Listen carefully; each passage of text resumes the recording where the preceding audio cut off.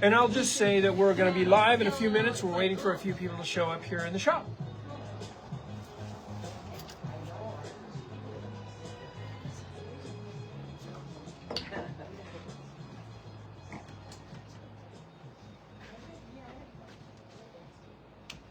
Should we go ahead and start? All right.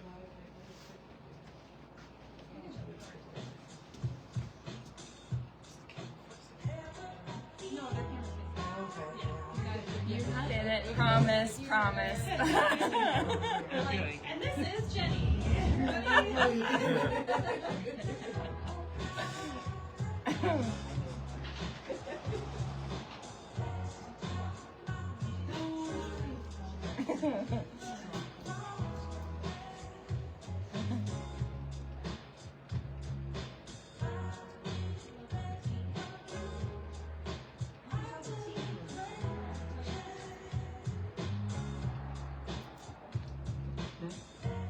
I'm just seeing if it was on. Sweet. You guys are live. It's shared. You want to do something about the Oh, you got tunes? tunes? Although I kind of like it. Be good background. Nice. Hey, Remy. Hey, come on in. Welcome. Just about to get started. It's like church. Don't sit in the front. Yeah, that's right. You don't want to be too close. Don't be too close. Hey, bite. Hey, bite. Oh, yeah.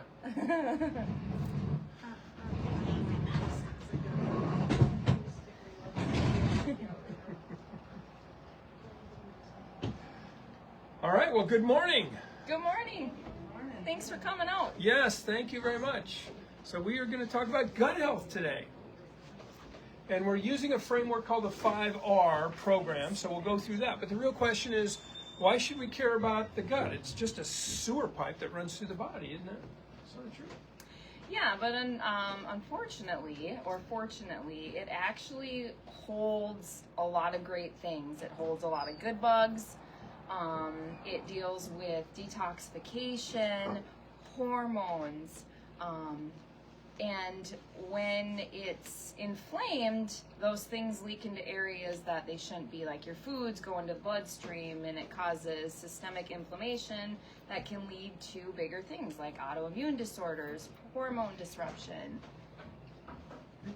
There's an old osteopathic, or I should say naturopathic saying that says, death starts in the gut.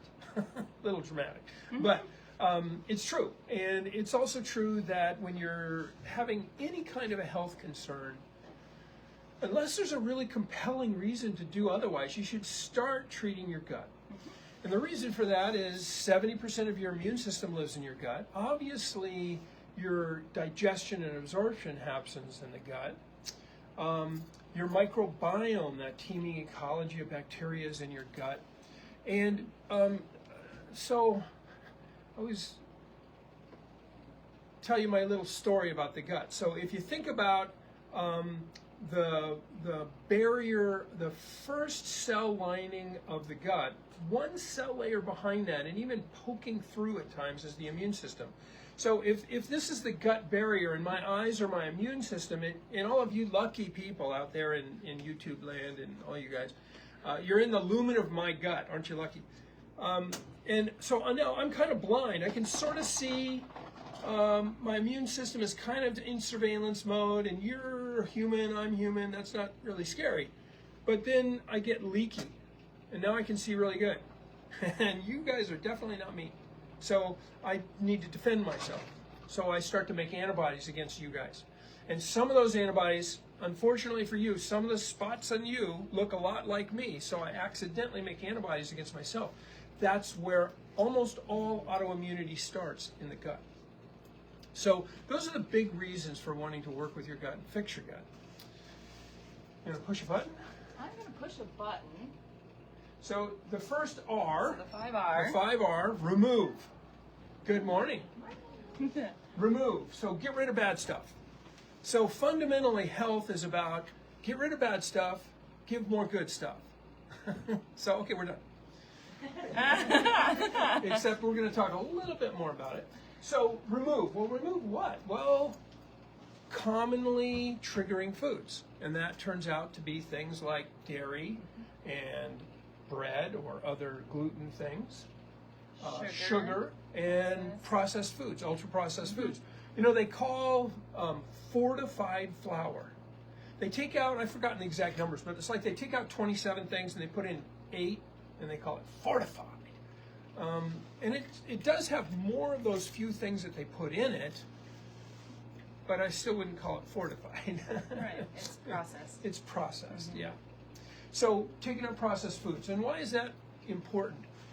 Things that are processed tend to be metabolized to sugar very rapidly. And so sugar does a bunch of bad things. Unfortunately, yeah. Any sugar on here? I don't see it. But the main thing it does is it causes you to over-secrete insulin. Insulin, so then you become insulin resistant. So you have too much insulin, so your body says, oh, this is too much insulin, I'm just going to ignore you. And when it ignores you, you get insulin resistance. And when you have insulin resistance, you tend to store every extra calorie you eat as fat right here. And when you try to starve yourself, you don't burn your fat. Instead, you burn your muscle. And that's why people with raging insulin resistance, they're the people who have a big body and little tiny stick arms, right? That's the extreme example of that. And it's, you know, what drives that? Well, lots of things, highly processed foods, but also toxins in our environment. So the gut is also it's the first line of defense for detoxification. And that's about getting rid of bad things, so toxins. So we live in this, you know, we don't think about it. We live in rural Minnesota. How bad can it be? Well, pretty bad. Babies today are born with almost 300 identifiable toxins in their umbilical cord blood.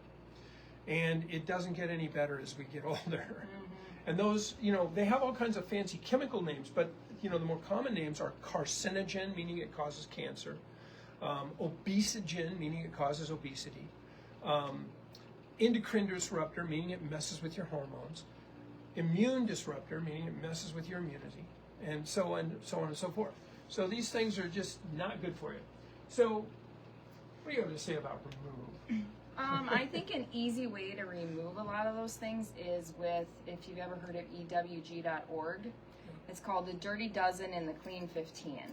And if you just follow that, you remove like 90% of like pesticide residues and Environmental Working Group, ewg.org. Yeah. So Dirty Dozen, if you could just buy those organic, or not eat them. Yeah, but there are lots of good But stuff they're really in good there. stuff like blueberries and strawberries and good stuff. Grapes, apples. Yeah.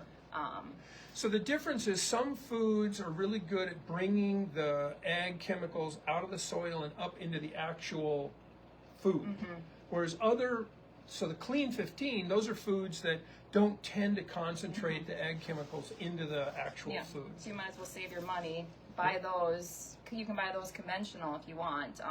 There is a difference too with the farming, obviously. But if money's a factor, the Clean 15 are safer. Yep. And then also a big thing to remove that I think we don't often think about, but it is so important, is like stress as a toxin. When we're in fight or flight, we shunt blood away from our gut to our extremities because we're supposed to be fighting or running, and then we don't properly digest food. Good morning. Good morning. So that is also, you could do everything else right, and if you're not managing stress properly, none of that stuff is going to stick. So that's part of, later on we'll talk about rebalance, and that's a big part of rebalancing as well. Yeah, that's a huge piece, a really under-recognized piece in all of health, actually. Yeah.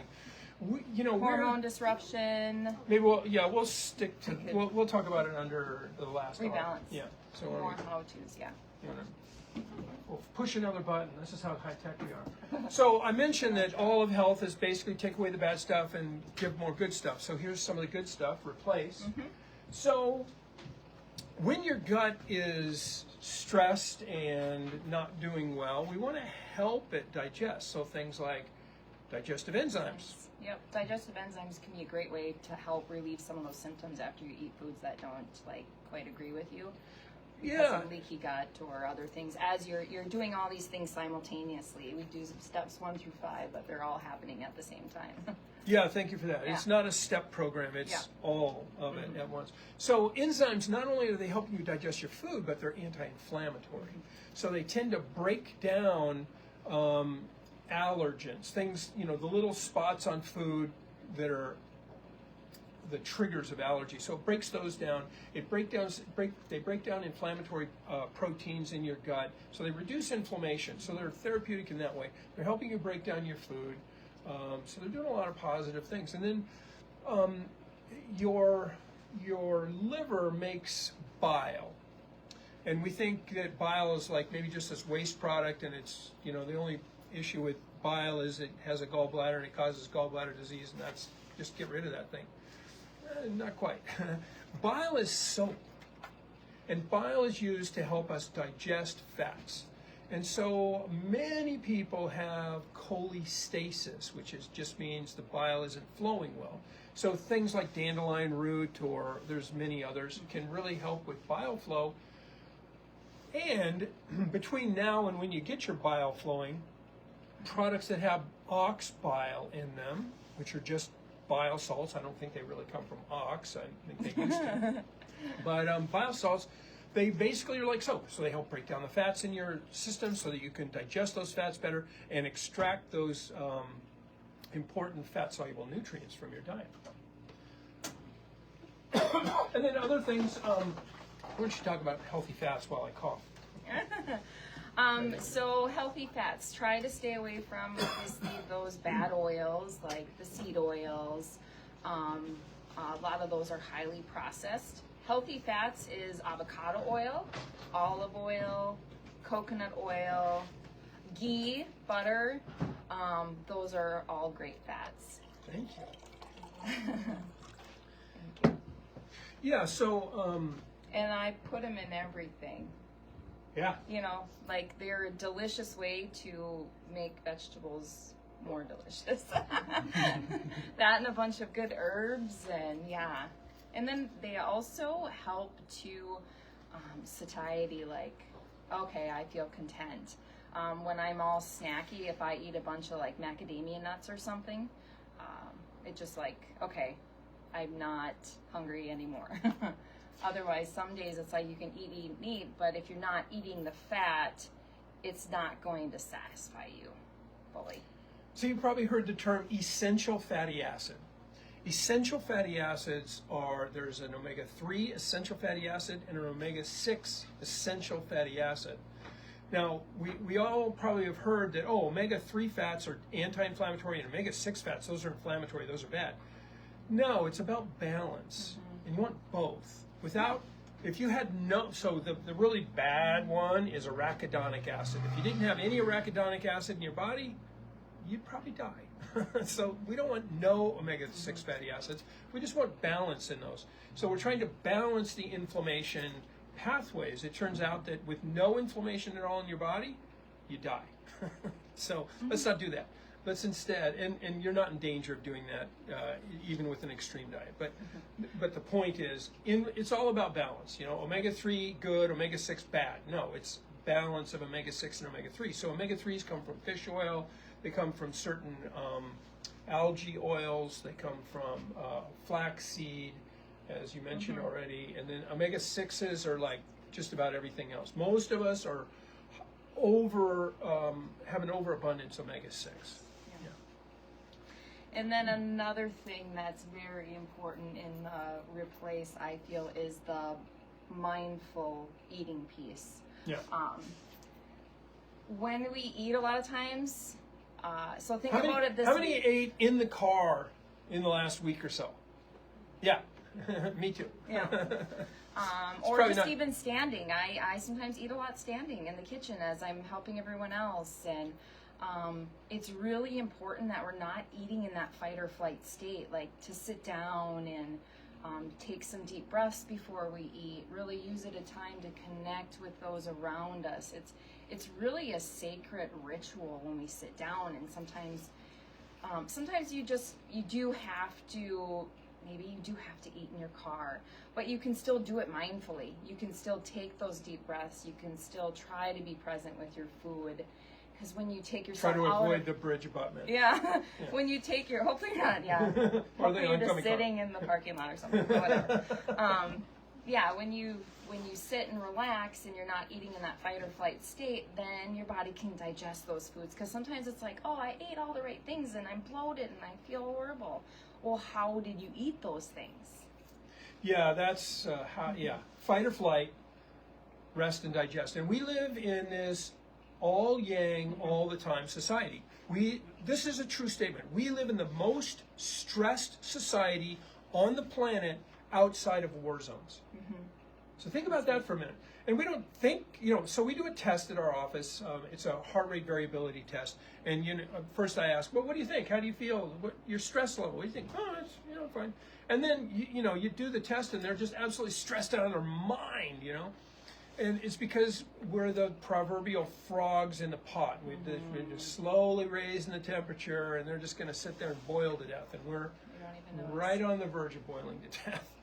So we're sitting in this state where, humans really didn't evolve to drive 80 miles an hour. They're usually just maybe running, right? And when you're running, you think about this. If you just got in your car and drove the speed limit, well, first of all, everybody would be honking at you, so that would be stressful. But if you just drove the speed limit, it would be really hard to get in an accident, because stuff is kind of happening slow. It's only 30 miles an hour, it's 50 miles an hour, but, things coming at us really, really fast. That means our brain is on hyperdrive, and it really does affect our ability to get into that rest and digest kind of situation.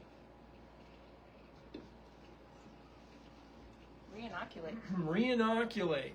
So here's the interesting thing. Everybody wants to take probiotics. Probiotics are these bacteria that are good for your gut, but they don't actually colonize the gut. They're just placeholders. So it's a good place to start, Especially if you're having a lot of symptoms. Yep, especially if you're having a lot of symptoms. They can help with symptom control for sure. Yeah, absolutely. And interestingly enough, even dead probiotics help your gut. Isn't that weird? But anyway, probiotics are these healthy bacterial species like lactobacillus and bifidobacterium, akkermansia, and things like that. And they're just kind of placeholders. And then how do you fix there's two ways to fix the actual microbiome so that it regrows. One is fecal transplantation, which immediately makes everybody want to hear the second way. So the second way is diet. So we usually lead with diet. Sometimes people's guts are really bad, and they've tried the diet. And they've done diet and whatever, and we do fecal transplantation. But generally speaking, diet will change your microbiome in days. And sometimes you just need to, mix things up. So for people who are really suffering with like irritable bowel syndrome or inflammatory bowel syndrome, sometimes we'll just make a major league change in their diet, not permanently, but 6 weeks. Yeah, 6 weeks, either an elimination diet or go on something kind of what I consider crazy, a carnivore diet or a ketogenic diet or something, and then bring back to a more sustainable diet for most people. And then what that does is kind of erases a lot of the bad bugs and brings back the good bugs. And then I like to use either colostrum. Cows are really smart. I have this really great friend. He's Indian. His name is Anu. And I was talking about colostrum, and I was talking about serum-derived bovine immune globulins, and he said, "Oh, that's why in my country these cows are considered sacred." So, okay, I guess. So, colostrum, first mother's milk, right? And what happens is it's loaded with all kinds of immune constituents, so antibodies and lactoferrin and all this other stuff. When you take that orally, it inhibits the growth of bad bugs with very little activity against the good bugs. So frequently when you, like if you take an antibiotic, prescription antibiotic, it just wholesale kills everything, right? But with something like colostrum or serum-derived bovine immune globulins, they're more like intelligent, right? The cow didn't have antibodies against its own good bacteria. It has an intact sense of self versus other and friend versus foe. So it's not attacking the good guys, it's only attacking the bad guys. Which is another big issue in human health, is because we're in fight or flight all the time, we've lost this tolerance, it's called. That's why we have this escalating epidemic of allergy and autoimmunity and all these things, because we've lost. There's two broad pieces to the immune system. There's the kill it and heal it side, the antibodies and all that stuff. And then there's this tolerance system. And this tolerance system is, again, how you recognize friend from foe and self from other and all that kind of stuff. And when you lose that tolerance, nothing good happens. So one of the major issues in working with the gut, and especially with this Reinoculate, is trying to reestablish tolerance. What else do you want to say about Reinoculate? Oh, Reinoculate can be really good. I mean, it doesn't have to be taking a pill. It's like sauerkraut and kimchi. Fermented foods, and there's lots of foods that are good prebiotics, like onions, apples, have high in fiber. So you can get a lot of this from diet, basically. I love it when people say, "Oh, I hate those health food diets. They all taste like cardboard." Really? So an avocado and some strawberries, and that tastes like cardboard to you? Make guacamole. Yeah. So anyway. And there's lots of good oils and herbs, and when you start to, you don't have to eat a raw piece of broccoli. You can, put some oils on it and some great mixes and herbs, or saute onions. Yeah, or just use it instead of using a cracker to get to the hummus. Use the raw broccoli. Peppers, yeah. All right. Yeah. See how completely crazy we've gone here? Not too bad. Not too bad. So now repair. And again, it seems like we're doing this in steps, but we're not. This is just a framework for thinking about the whole problem. So it's not like, first we're going to do this and then we're going to do that. No, we're trying to build this all into our lifestyle every day. So repair. Once again, I said take away the bad stuff, give some more good stuff. Well, here's repair again, more good stuff. Repair that gut lining. Yep. Repair the gut lining so that you're closing those gaps I showed earlier, right? The leaky gut versus the healthy gut. We're trying to close those gaps. So first of all, guess what? Stress. Kind of go back to the same things here as you notice with every single slide. It's the stress management. It's the healthy foods, taking away those triggers. Two definitions of stress. The one I like and the one that's probably more useful. Yeah, brace yourself. She doesn't like my jokes that much. So stress is caused from the nearly irresistible desire to choke the living snot out of somebody who desperately deserves it. However, that's not that useful. Don't go postal. Instead, think about it this way. Stress is caused from doing one thing when you'd rather be doing another. And so if you become fully present with what you're doing, like, I got to do my taxes. Oh, I freaking hate my taxes. Or, okay, I have to do my taxes, so I'm going to sit down and be present with my taxes. Maybe put on a show that you like to listen to, or some music, or while you're doing it. She uses a lot of music in the house because she has to do something very unpleasant every day, and that's live with me. So, so she has to listen to a lot of nice, calming music. Music, books. I love listening to things while I'm doing things. Yeah. A little dancing in the kitchen never hurts too. So that's one piece of the puzzle. That's part of repair, is getting yourself out of fight or flight into rest and digest, and then soothing nutrients. Glutamine is an amino acid that it accelerates wound healing. It does a lot of things, but it's really soothing to the gut. And then aloe vera. Aloe vera is kind of a magical plant. If you eat the skin, it will make you go to the bathroom, no question about it. But if you're interested in soothing your gut, the jelly will just soothe all your mucous membranes. Snort it up your nose if you got sinus problems, put it on your lips, wherever you need it. And then other things like cinnamon and vitamins, especially the ACEs, vitamins A, C, E, and selenium, ACEs, and then some zinc. Again, the healthy fats, and then some herbs. And some of those herbs, like slippery elm or marshmallow or how come I can't think of that word? It sounds like hickory, but it isn't. Chicory, thank you. And then licorice, but not, as she said this morning, not Twizzlers.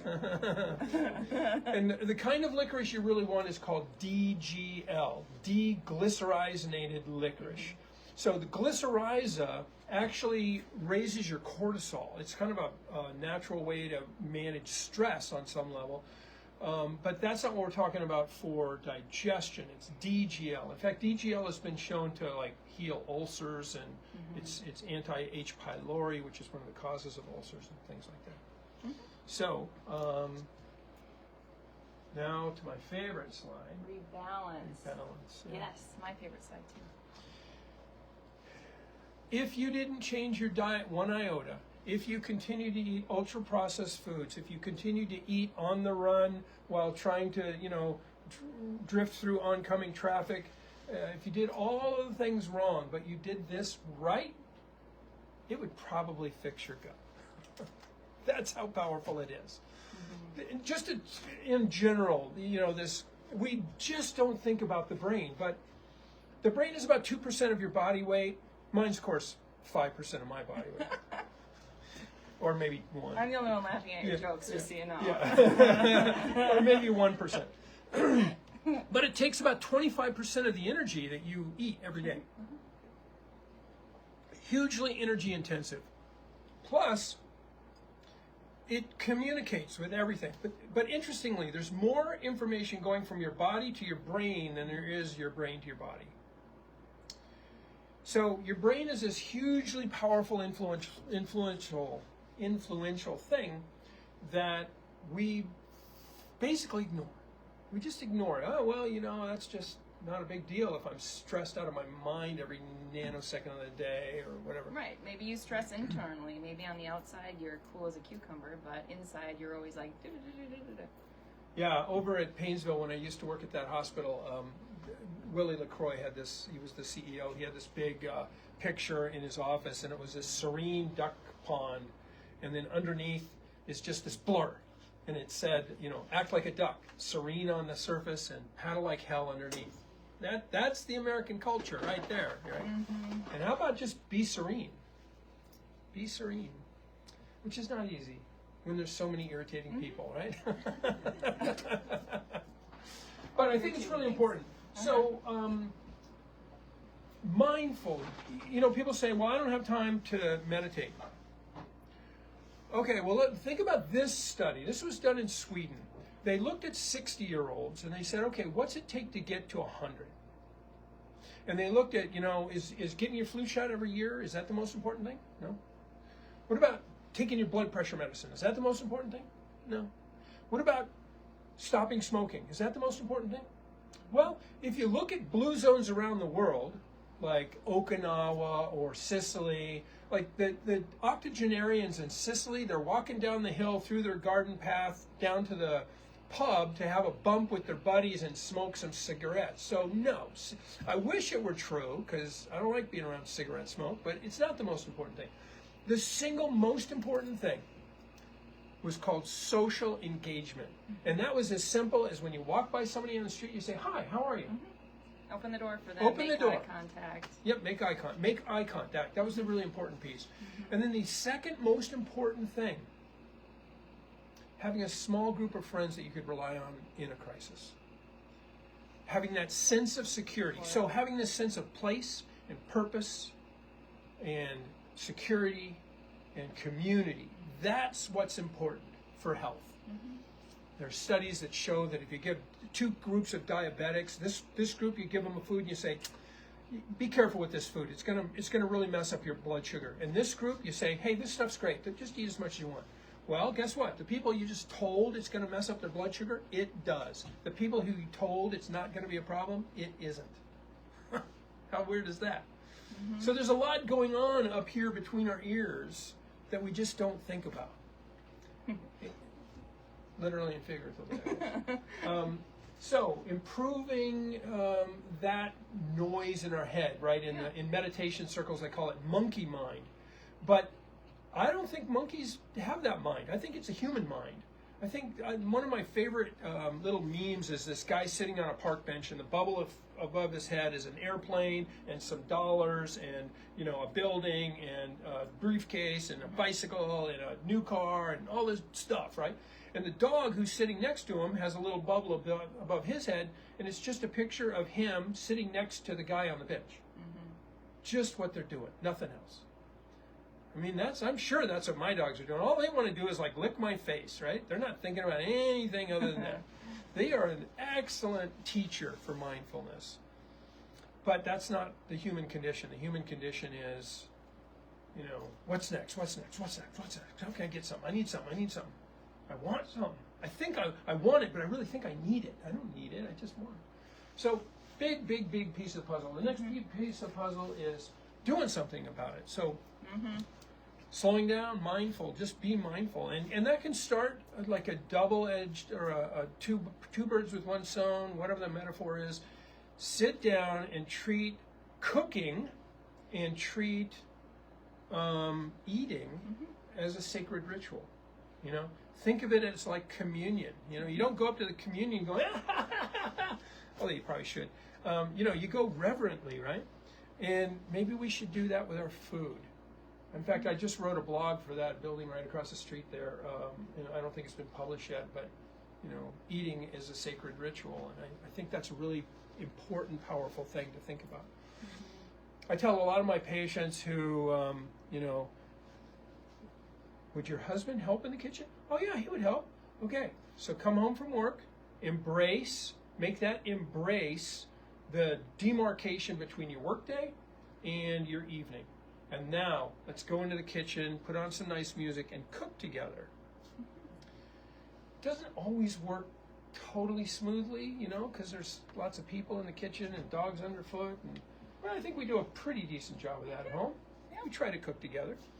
And if you did that, and then you plated the food, and you took it to the table. Now, here's the interesting thing. Plate the food and take it to the table, because you're less likely to think about seconds if you eat slowly at the table with conversation. And so the other piece is the fork goes down out of your hand, which I'm totally guilty of not doing that. I'm one of these. My son one time, I was eating soup and I was like, I'm freaking starving. And John goes, Dad, take a breath. I was like, oh yeah, I guess I should probably take a breath. It's going to just like aspirate it and be in the hospital. So anyway, slow down, eat slow, super important. And then call that part of your mindfulness activity. So try to just like, what does this really taste like? What is in here? I know I put whatever in there. Can I taste it? Can I refine my palate to the point where I can taste every single thing that's in my food? So I think those are really important things. Yeah, and I think the table is a great place to have conversations too, like with the kids about the day or your spouse or partner. Yeah, you can say things, just little conversation starters like, hey, that Trump guy, what do you think? Hey, don't talk politics on the table. Or religion. That's not mindfulness. No, But yeah, it's a great, and I love talking about, like, we used to go around the table. We haven't done this for a long time, but we should probably bring it back, where you just talk about something you're grateful for from the day. So it kind of just resets your mindset on that. Or even like before we go to bed, a lot of times I do meditation cards with my 11-year-old. And, it's all on a reflection of something that you're grateful for the day or some peaceful imagery. And it's a beautiful way to end the day or start the day. And we like to go for walks after supper, like a nice slow stroll. It's not like we're running or... it's more of a mindfulness movement. That yoga's great. It's really, Rebalance is you know, all the other ones are important too, but Rebalance is really trying to help treat why you got there in the first place. Because if you do all the good stuff, the great stuff, but you're not looking at, okay, how did I get here in the first place? You just go right back to it after you're done. So it'd be nice to incorporate all these things and do the diet for, you know, do a nice like elimination diet for 6 weeks, reintroduce everything, and then kind of go about your life as you did before, but different by incorporating those things that caused you to get there in the first place. I talked about all yang all the time. Our society, that's, you know, there's this yin and yang, right? And I can't tell you how many people, when I ask the question, what do you do for fun? They say, oh, I play video games. So for relaxation, you play a game where people are chasing you and trying to kill you. Yeah, it's great. Well, that's not relaxation. That's distraction. Yeah. There's a difference. Yeah, right? someone be like, oh, And it's I perfectly couldn't fall fine if you asleep look. last night. I wonder why. Because you screamed till 11 p.m. and then you tried to lay down and fall asleep. Yeah. So it's perfectly fine to play video games, but that's not your relaxation. Right. That's a distraction, or it's a Entertainment. sport. They call it a sport now. Okay, sporting. I'm sporting right now. Whatever. Careful. Yeah, Careful no. who you're making fun of. I know. Yeah, I live in a glass house because I do a lot of stupid stuff. But anyway, we just have to be a little more careful about what we think relaxation is. Relaxation isn't having your brain going haywire all the time. Yeah. So yeah, we kind of talked a little bit about creating an environment for healing, and really, if you can just think of, you know, when you're starting to change things, it's really hard. It's really easy to go back to habits, I feel. And starting with like asking yourself, what's one thing I want to change in the next 2 weeks? And don't pick the hardest thing, because you want to have a win. Because with every win, you want to do more. So don't pick the biggest obstacle. Pick something that you feel, what's the chance? It's actually doable. Like, what's the percentage that I can attain this goal? And if it's above 50%, that's probably a good goal. And it's about progress over perfection, right? Yep. Progress over perfection. Small steps make a big difference in the end. Yeah. Yeah. All right. Yeah, and during it we talked a little bit about certain supplements, and those are helpful if you want to speed things up or maybe you need help repairing. But again, it's those, you know, lifestyle changes that are really core. And how do I want to say this? Rather than thinking about, oh, here's my pills I got to take some of this stuff home, right over here. There's all kinds of teas there with very specific targeted therapeutic ingredients. You know, there's a soothe your gut one, there's sleepy time, there's all kinds of stuff.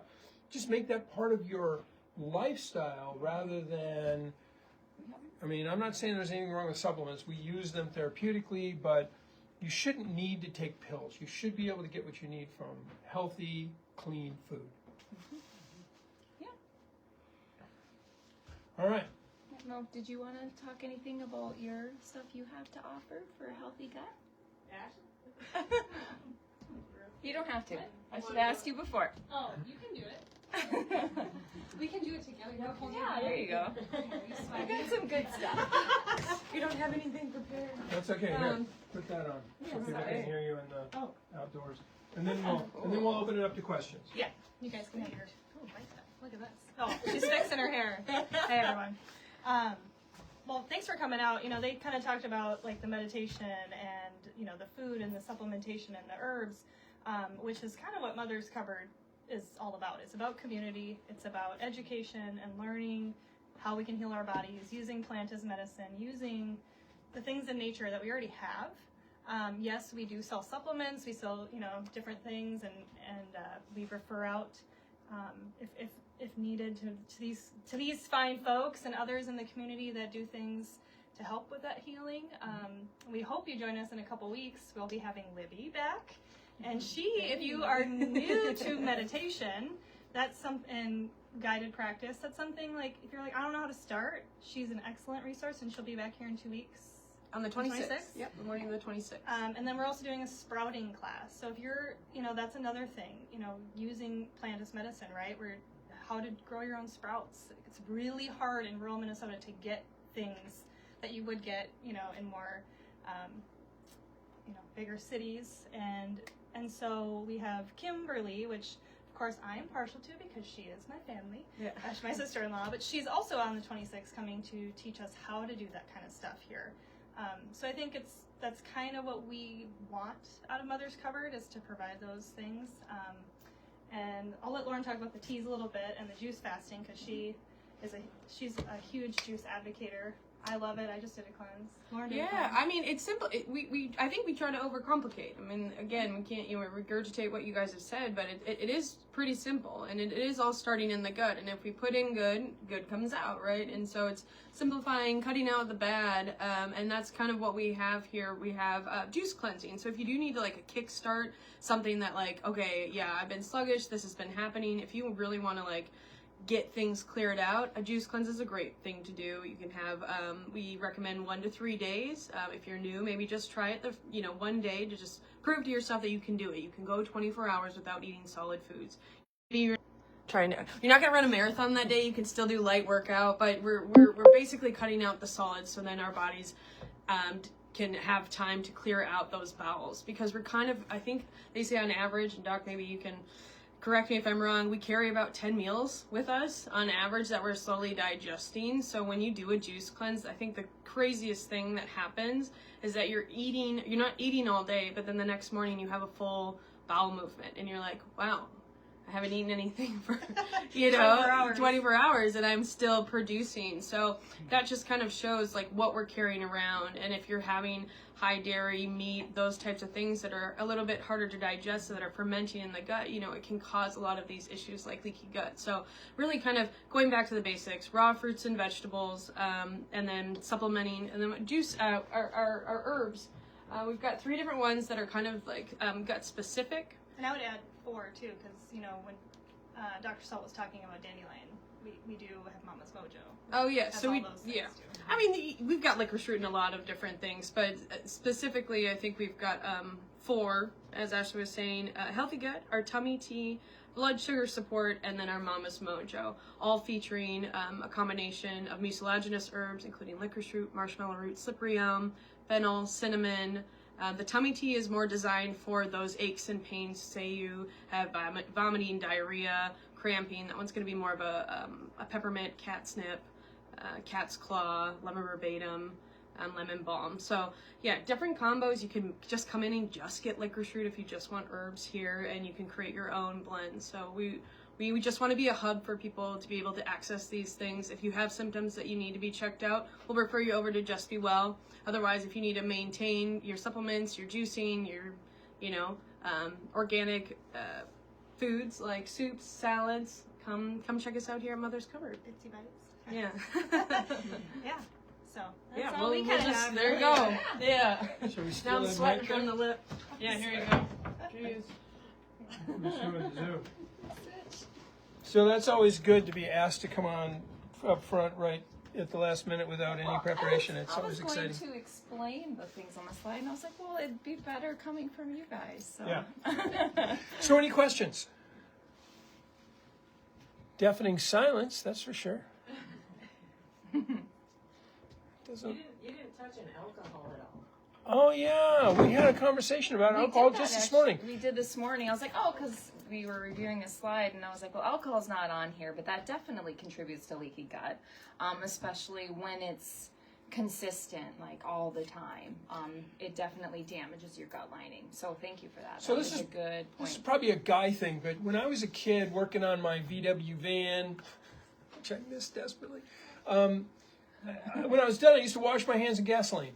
I mean, that stuff came right off. You know, that like grease and everything. Of course, there was all kinds of healthy things in gasoline that's good for you to get on your hands. But that's what alcohol is. It's cut and grease. So imagine you've got this delicate, it's 30 micron thick layer of biofilm, of probiotic biofilm lining your gut. You drink some alcohol. Well, first of all, alcohol is antiseptic, especially in the bourbon in better concentrations. It's a solvent, so it's washing away that biofilm. Now you've got naked mucosa being exposed to the food, and the alcohol. I mean, if you just put a couple of drops of alcohol on your lip and just let it sit there for a while and see how that feels after a minute or two. So it's a solvent, and it's wrecking your gut. Now, having said that, she had an old-fashioned last night. So it's like, you don't, it's... There's moderation There's- to everything, right. I think. Yeah. Yep. Yeah. Yep. It's just, you know... We plan on going to Goat Ridge later today to celebrate their 10-year. Yeah. And I'm going to have a beer there. Yeah. So. Yeah. So not only is it progress over perfection, but it's intentional choice, you know. I think it, just like with the vile swill formerly known as coffee, I'm not a coffee drinker, but there's a difference between a cup and a pot, right? It's like, how much coffee do you drink? I have a cup in the morning. Okay, well, that's no big deal, but I have 4 pots before noon. Well, that's a different category, right?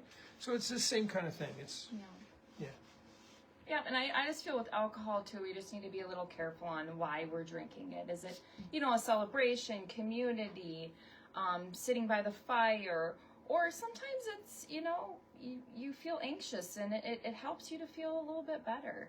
And there are, you know, healthier ways to help with that as well. So. Yeah, but a glass of wine to unwind in the evening, there's nothing wrong with that. But a bottle of wine in the evening to unwind or more, that's probably not okay, right? So. Yep, it's probably hurting your gut. So, you know, this French paradox, people talk about the French paradox, and they drink a lot of wine, and it must be that wine is why they don't have heart disease. Because they're smoking and drinking and eating French food, which is filled with cream and, you know, yummy stuff. Well, probably it's not the wine. I mean, you know, certainly there's good stuff in wine. But what's really happening is they take about a 2-hour lunch. They sit around with their friends and they talk at the table and they do all those things. It's community and place and purpose and understanding and being understood more than it is what you're eating. All right. Well, if there's no more questions, maybe anything. On average, for, you know, like medium age, let's say 40 to, you know, how Don't know long is anybody it? like that. Well, like just in the center, right? Now we're not too young where we know that our cells are regenerating faster, but on average, like how long does it take somebody to kind of see that gut journey, you know, turn around or to see results? Because I think with you know, natural healing, people can get frustrated because of the quick fix. Yeah. Quick fix world. Yep. Yeah. So there's a couple of ways to answer that. Sometimes you see amazing results that happen like after a 1-day juice fast. It's like if you're, so think about it this way, if you didn't know you were allergic to cats and you were living with cats, you would feel miserable. But if you went on vacation and bought all new clothes and didn't have cat dander, you know, in a cloud around you all day long, you would feel better in a number of days, right? And so if you're eating, let's say you're sensitive to wheat and you go on an elimination diet and you just cut out wheat, you could feel better, not well, but better in just days. But generally speaking, I tell people it's going to take about 3 months to have optimal, complete results. When really sick people come to the office, I basically tell them, tell me how you feel. 0 is can't function, 10 is perfect, vibrant, effortless health. Where are you? And they tell me some number, and I say, okay, well, I expect it to take about, you know, let's say they say there are 3. Well, you've got 7 to go to get to a 10. It's going to take about 3 months for every one because they're so sick. Now, if you're already a 7 and just, you know, among what I call the walking wounded, well, you know, you can get those last 3 much quicker because you have a much more robust base. But I would say 6 weeks to 3 months is a really, really good trial of a nutritional intervention. Is that a fair statement? I have a question on, you know, we have a lot of, I mean, you know, in general practitioner in our world, it's, you need some Prilosec, you need some omeprazole. Thank you for that question. We talked about that this morning too. I know we could go down a whole rabbit hole, but kind of what's your, you know, advice for someone trying to wean off of that to get, you know, back specifically like getting off of it. Yeah, so the question is really about getting off of PPIs like Prilosec. So PPIs are sinister. They certainly help with symptoms, right? But that's all they help with, the symptoms. They don't really, will your gut eventually heal? Yes, but not because of the Prilosec. It heals because you lowered the thing that was, the acid. But the real question is, why do they have elevated acid? So the problem with things like PPIs is you suppress the acid, and the body needs acid, so the body starts to make more acid producing ability in the gut. And so then when you try to wean off of the Prilosec, you get more reflux and more acid, more problems. So for those people who are like on, big doses twice a day because of whatever reason, frequently we'll change them, we'll add like an H2 blocker like Tagamet, because it's easier to get off of those. Then we'll put them on kind of all the stuff we've been talking about, the aloe vera and the glutamine and stress management and all that kind of stuff. And then we'll be titrating down on the Prilosec and then titrating down on the Tagamet. For the occasional user, you don't have to add Tagamet. Although if you're an occasional user, switch to Tagamet over Prilosec or any of the other H2 blockers, and then start doing this 5-hour restoration program, and then you'll notice, hey, that bottle of Tagamet's been sitting there for 6 months. I haven't used any of it. And that's sort of that slow, gentle healing that takes place. But yeah, and so why are they bad? Well, you need acid. Your body makes acid for reasons. You don't really absorb minerals efficiently in a non-acid environment. So when you're suppressing your acid, you're getting nutritionally deficient by medication. So trying to get off of those things is a big piece of the puzzle that we do. Yeah. Do you ever talk about stimulus control as a piece of that reset? Where like if you're eating at the table all of the time, then your brain says this is the time when I eat, this is the place when I eat, instead of eating in the car or eating in the couch or eating in bed or all of those different places where you kind of train your brain not to be hungry in those other places because that's where you're not eating. So so one of the I used to run a drug and alcohol treatment program, and we used to talk a lot about, the phone's ringing, where are my cigarettes? I'm in the car, where are my cigarettes? I'm at the bar, where's my drink, or whatever. And it's all the same. We're creatures of habit. And if we try to create routine, it makes everything easier. Yeah, that's really true. Yeah. So as an example, if you're used to eating in the car on the run, so there's things we can't avoid, right? We have these kids, which are simultaneously the greatest joys and the greatest banes of our existence. That's okay. It's true. She knows. So, we get to go to the concert, right? And we get to go to the volleyball game, and we get to go to the baseball game, and we get to go, and at the same time, we have to go. And there's a push and a pull. There's a push on both sides there. And so how do you balance that out? And how do you I got to go, and yet I haven't eaten yet. So maybe pack something and try to get there and sit down and take a breath and be excited for the event in front of us while we eat, rather than let's hit the branch button, all those kinds of things. Yeah. So I found that was a huge thing for me with the kids when they're in sports. Because you don't want to eat pizza and hot dogs and Everything. concession stands. Yeah. Yeah. Because then you don't feel the best you don't feel afterwards. good. No. Yeah. So it's packing those things. Hey. Yeah, so the comment was, a lot of times it doesn't feel great to eat the pizza and the hot dogs, and so pack something that's probably healthier. Yeah. But then that goes back to, well, I don't have time to pack something. What are you talking about? And that goes back to food prepping. And like my mom, I like to say that she could have made a good meal out of, parts from the garage. She was a very good cook. But she would get a loaf of bread and make sandwiches, put it back in the bag, zip tie it, and throw it in the freezer. And sometimes at lunch, my sandwich would still be a little frozen in the middle. but nonetheless, she did all that first thing. And then it wasn't too much later that she figured out that I actually had fingers and I could make my own sandwich. You know? and I think sometimes, our job as parents is to make ourselves obsolete. And so how can we transfer skills and responsibilities? Like, how can we train our older kids to do their own laundry? How can we train our older kids to make their own bed? How can we train our older kids to cook? Make their sandwiches. They actually enjoy their sandwiches more when they've made them. I found out. Yeah.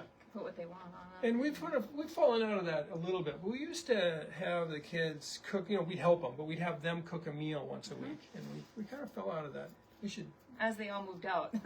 But yeah, we still have one that Yes. that could use that help. I'm calling the baby for nothing, I guess. Yeah. The last one. Well, and we're a little reluctant because he burned up a pan too. So.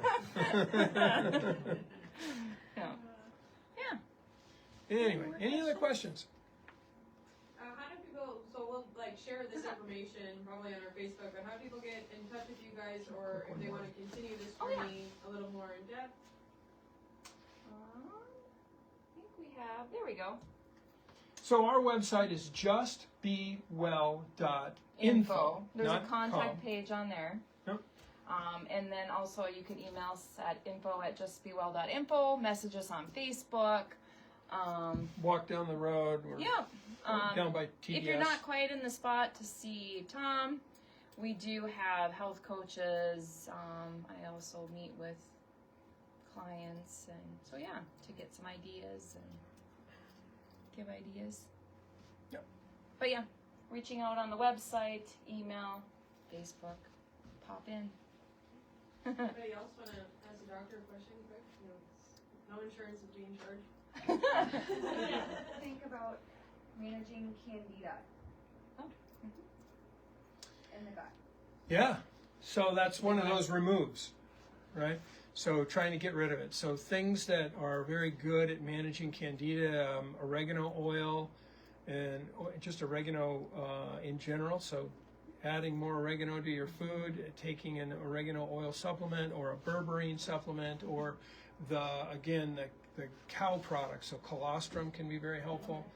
Of course, removing like sugar and things like that. And then so but there's that this. doesn't obviously always do it. You can't just if you remove sugar, you can still have candida issues no matter how good you are at your diet. But fundamentally, the question that needs to be asked is why? Why do I have candida? And it has to do with the robustness of the immunity in your gut.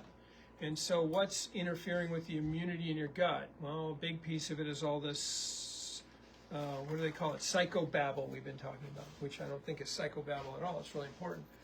But so that's a piece of it. Refined diets is a piece of it. Immunocompromised states, like being pregnant, is a piece of it. And things like that. So, but to treat it straight up, colostrum, oregano, berberine, those are probably my first line therapies. Or we have a product that's a sort of a mixture of a bunch of stuff called Biocidin, which is really great for that. Hi. How can I naturally replace my SSRIs? Yeah. Yeah, you're not alone in that question. We get that. We see a lot of people for that. So again, it goes back to we live in the ideal place to be is in this balance of yin and yang, right? Yin being sort of contemplative and yang being more aggressive in just a real fundamental way. And then there's a beautiful book by a woman by the name of Terry Bratch. Terry is, she's got a PhD now, but she had, not that that is important, but she had a really tough upbringing and fell into a drug hole and all the bad things and a lot of really nasty self stuff. And she talks, her book is entitled Radical Acceptance. And so there's a piece of the pie that is about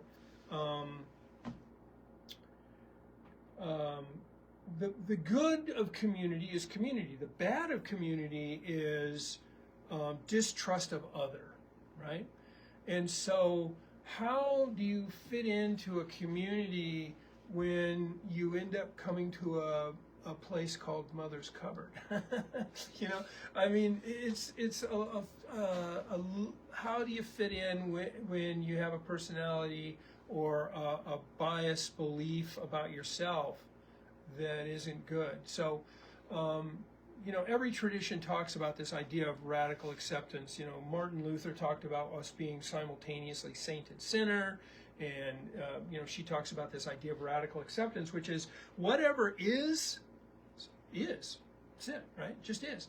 So, figuring out how to let that be and let it go and love yourself no matter what, that's a big piece of this puzzle. So, getting into, as I blow people's ears out on Facebook, you know, getting into some kind of contemplative, meditative practice, I think, is critically important. And so, like, I struggle with some of this too. I have a real sense that people don't like me, that I'm just, you know, kind of inadequate in every way. And so I do a routine at least once a day, but generally twice a day. And it starts with, you know, I live from a place of wow and wonder and awe, which leads to gratitude and grace. And so this idea of grace, I visualize sort of the heavens lighting me up, that being, you know, in this sort of bathed in the light of grace, but also grace emanating from me, so that when people say stupid shit to me, I can just let it go. I'm not supposed to say that word? Sorry. Again, I apologize. When people say stupid excrement, so, you know, I can have grace upon them, right? And then from grace, generosity. And so generosity is a piece of the puzzle where I'm trying not to ascribe, or yeah, maybe that's a word, ascribe more sinister motives than my own. So maybe somebody, there's a Woody Allen who maybe is fallen out of favor for all kinds of good reasons. He in one of his movies, he's walking down the street and one guy says to the other, "Did you eat?" And he goes, "They said Jew eat. They wanted me to eat. They said Jew eat." You know, because he's Jewish and that's part of his shtick.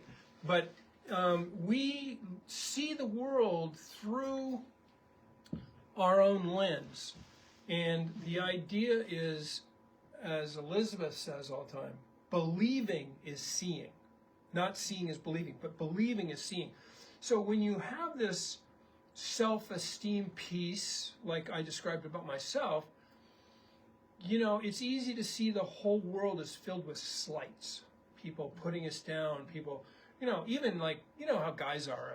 Their idea of, you know, a warm hug is to say, "You dipshit." You know, I mean, that's just guy culture. It's a sick, stupid thing, but that's what it is. But when I'm on my ski trips with my buddies and I fall on my face and they're all laughing at me, I don't think, "Oh yeah, we're all having fun together." I think, "Well, they don't like me." You know, and so that's getting your own head around your own head. That's the biggest piece. And then getting out of that fight or flight all the time, getting into that place of radical self-acceptance. Like, you know, I said the other day, you know, I'm kind of an asshole, but that's who I am. It's okay. It's all done. She's not even trying anymore. But yeah, she's not even trying to correct me We'll anymore. have to put an age limit on. Yeah. Yeah. Put the little no one below 21 allowed. No. But the idea being, I mean, all of us can be irritated at times. All of us can be upset at times, and that's just true. And we can beat the snot out of ourselves about being something other than perfect, Or we can just go, that is simply true. What just happened is simply true. And guess what? I'm going to apologize for it. The problem is, if you want some help, the best way to get it is not to ask for help, but is to provide help. Because when you do something for somebody, they remember it. I said it backwards. When somebody does something for you, they remember it. When you do something for them, they don't remember it, right? So it's kind of a weird psychology of how do you create a nurturing community that somehow intersects with another community. And when you're already feeling down and blue, as we used to talk about in the recovery community, it's really hard to pick up the 10,000-pound phone or push open the 10,000-pound door. Mm-hmm. It just feels impossible. Right. But that's really the answer, is getting into a contemplative place and simply getting to this place where, again, acceptance. Acceptance isn't giving up. Acceptance isn't surrendering. Acceptance is simply agreeing that what is actually happening right now is happening. It's letting go of resistance. And letting go of resistance. And instead of going, no, it's not, it's like, oh yeah, actually it is. And so now I probably need to do something about that. So I don't know if that was useful at all, but that was. Kind of missed the beginning, but I think that, like, you know, what you were going over before is the 5 R's, like, definitely helps clean up the gut. Yep. It can change your mental health dramatically. Yeah. Super important. Of having that mindset of, you know, my mom always said, you know, to get you off your mind, go help others. Like, stop thinking, just mindlessly go help anybody else. Go open the door for people, go hang out at the grocery store.